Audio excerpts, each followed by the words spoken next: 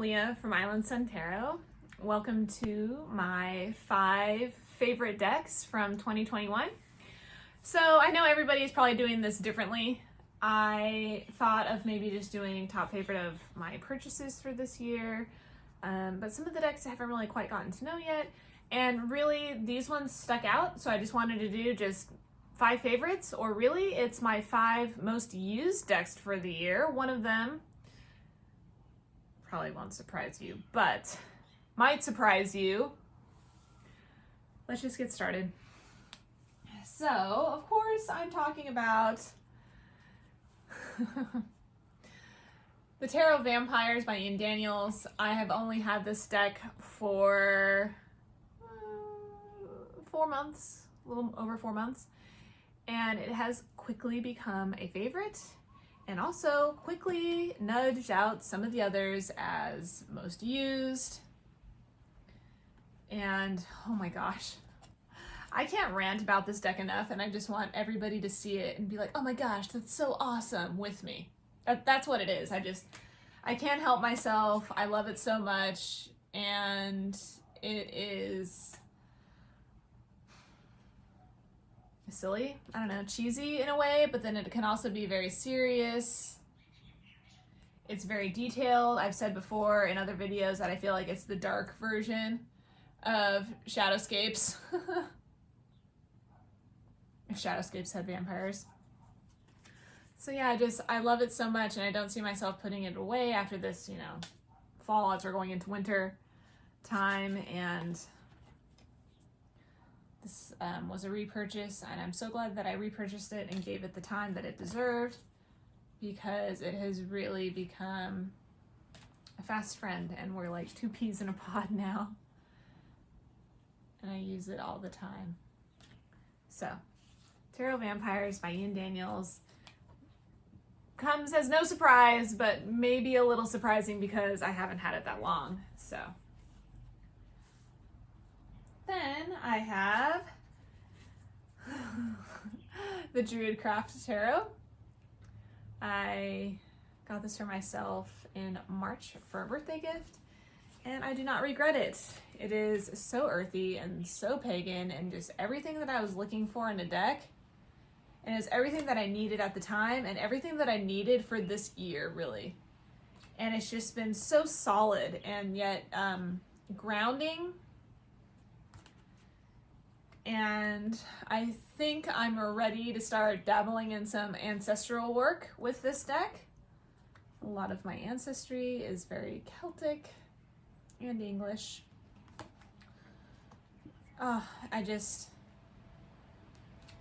The artwork is so beautiful. I get along with it so well. I appreciate it so much. And like I've mentioned before, these cards are just so very detailed in the sense that there's plants and animals and historical reference, or things from folklore, or beliefs and myths of this culture.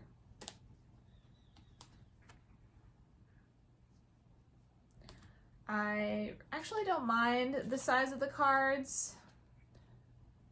The white border bothered me a little bit at first, but I've rather gotten over it. I feel like when I have a really good connection with the deck, and I really love the artwork, there's that instant connection. Borders, no borders, terrible backings, bad font, whatever, you name it, it doesn't matter. All that goes out the window when I really have a deep connection with it. All right, so Druid Craft Tarot, art by Will Worthington. Oh, I don't even know who created it anymore. Stephanie and Philip Cargon. Sorry. I'm not prepared. I'm doing this like on the fly because the weather has been terrible, and it's been so rainy, and every single time I sat down to record anything, it's just started to pour, and it's been loud or like super dark and gray. And then our internet was just spotty for a couple weeks because of all the rain, and there was like flooding on the other side of the island, and it's just been a thing. So we're winging it today. This is the only Oracle deck. Can you guess what it is? I know you can. The Isis Oracle. This is my love. I cannot be without it. And now if I ever did one of those, like, you're going on a trip and you can only take however many decks, this is one of them.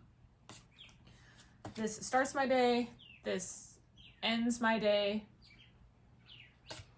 and I really feel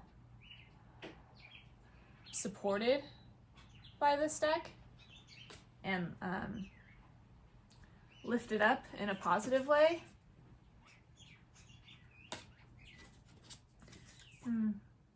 I've already said so much about this deck in other videos, and if you have any inclination to work with Isis or any type of Egyptian culture speaks to you, I would suggest picking this up and just seeing how you get along. It's stunning. The art is by Jimmy Manton. The deck is by Alana Fairchild. Oh, it's so much to me. Okay, a couple more.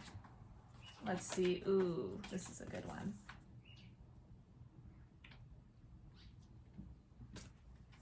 Okay, last one. Lady of the Stars. Let's do this. So, the Isis Oracle. So those three, surprisingly, were actually decks that I purchased this year. And 2 of them were repurchases. Isn't that interesting? How it comes back around, right?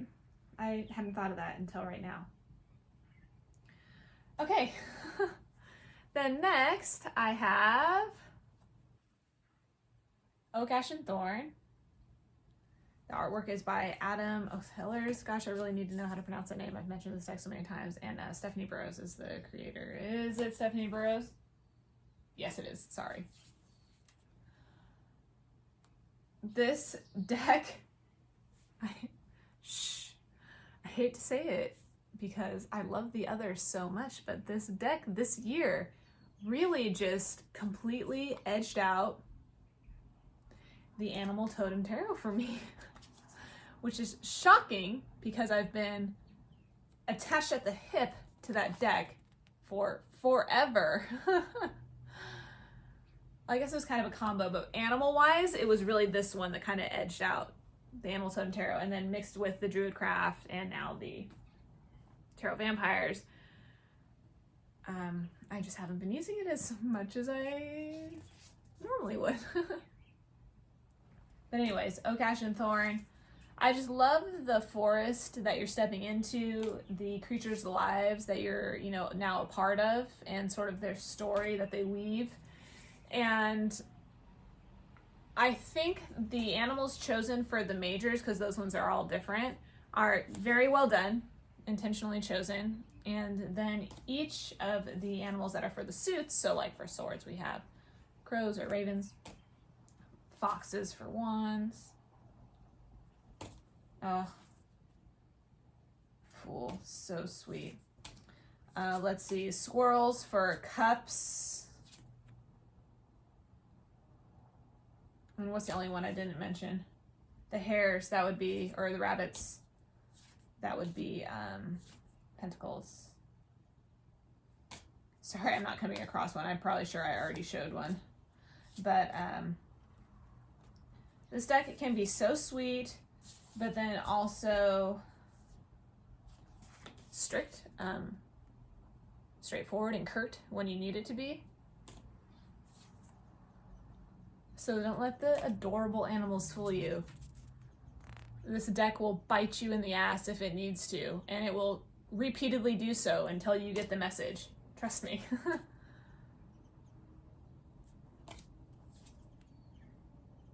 So, Oak, Ash, and Thorn. All right, this next one, I think it's just because I'm always using it, no matter what. And I really needed it this year, and it's always there for me. It's the Shadowscapes Tarot. absolutely just love this one so much. I know I've mentioned it so many times, and it's just so detailed, and it just draws you in so deeply, and it gives you so much in each card.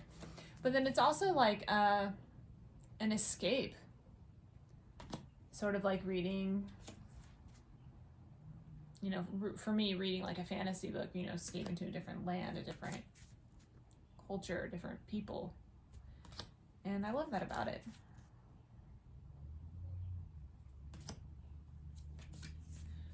This is definitely a deck that I can use for any type of reading, no matter what I'm feeling.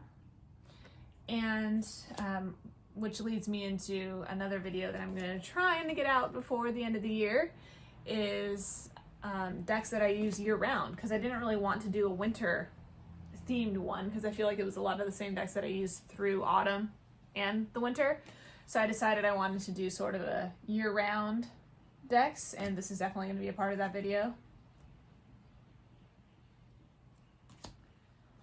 And I just feel like it's timeless. I really wish they would reprint this, you know, bigger.